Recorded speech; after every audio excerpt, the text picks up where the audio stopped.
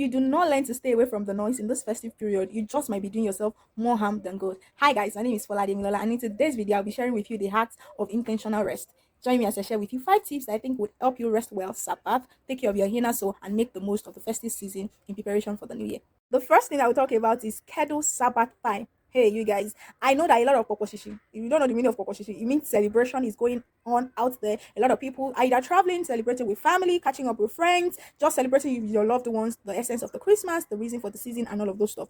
But because the new year is coming in the chronological time, you have to actually prepare for the new year, and you have to prepare in the sense that you need to rest. See, a lot of people have actually worked, I don't want to say 365 days, but maybe I should say 13 days, like including Saturdays. A lot of people have worked so much in the year, and if you're one of them, I think that you should rest. I think that you should learn this act, and it is very an intentional one in the sense that a lot of things are going on. You have to make time for yourself to rest. And the next thing that we should be sharing to help you rest is digital detox, and that has helped me in recent times. I started something on Instagram, even though I'm a content creator on YouTube. I started timing using app timer. Once is in fact my Instagram is very worse. My Instagram is 1 hour, 1 hour per day. If it's 1 hour, I'm sorry, I will feel bad, but it's off for that day. And you need to get to that place of discipline that, apart from even getting to a place of rest, so that you can hear what the inner witness within your spirit and where your soul is crying out to get doing for the new year, you need to understand that your soul needs rest. You really need to stay away from the noise and hear yourself and actually introspect and understand what worked for you this year, what didn't work, what could you have done better, what are the things that held you back, that you felt like you couldn't achieve everything you set your heart to achieve. I promise you that you don't know how much time you're spending on social media until you take a digital detox. In fact, you can go much step further. I'm just suggesting an app timer because it might be hard for a lot of people to withdraw at once. You might even go a step further. For like 3 days, just go off social media. One day, 1 week, go off social media. You will be shocked of how much rest you bring to yourself, to your soul. Another thing I want to recommend is what I call nature practice. So if you stay, I don't know, for people that stay in an estate, if you stay in a village like I do, you can take a walk in the evening.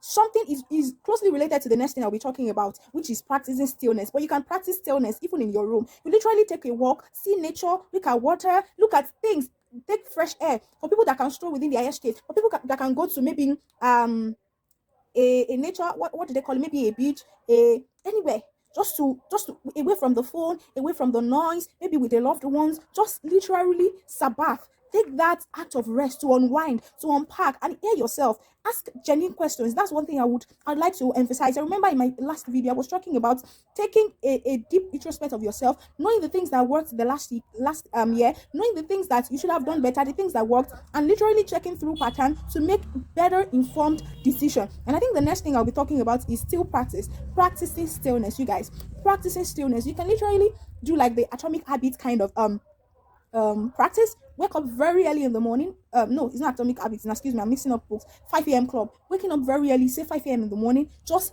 journal if you believe, after praying, studying the scripture, meditating, journaling, and just thinking to yourself. One of the things I did most this year is actually asking myself a lot of questions. When I behave in a certain way, when I get angry, when I'm happy, when I'm sad, I just literally sit myself down. I'm like, Fola, why did you react this way?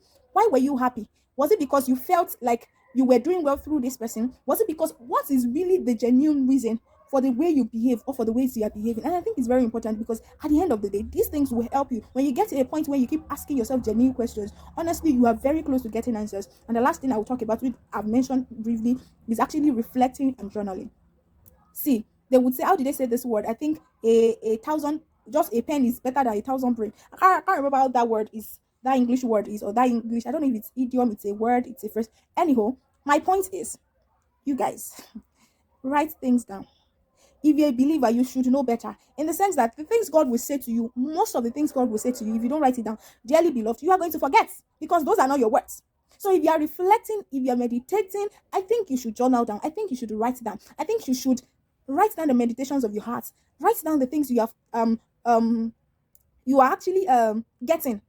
Write down all of those things, and take the heart of resting seriously, the heart of shutting away from the noise, the heart of hearing yourself speak, the heart of nurturing your inner soul, your inner child that is in your soul, so that you can be better. You know, one of the things that rest does for you, it helps you to prepare well for the coming year, in the words of DDK, so that you are not permanently tired, because you've worked yourself over and over again. You have a long season of high performing and a long season of resting and just introspecting and taking in and feeding your inner soul so that you can be better and can be the best version of yourself. I wish you a very wonderful new year. Thank you so much for watching, and thank you for watching my vlogmas. I hope this tips really helps you, and I hope to hear from you in the coming year of amazing things that you will do and God will do in and through your life. Thank you for watching. I will see you soon. Bye.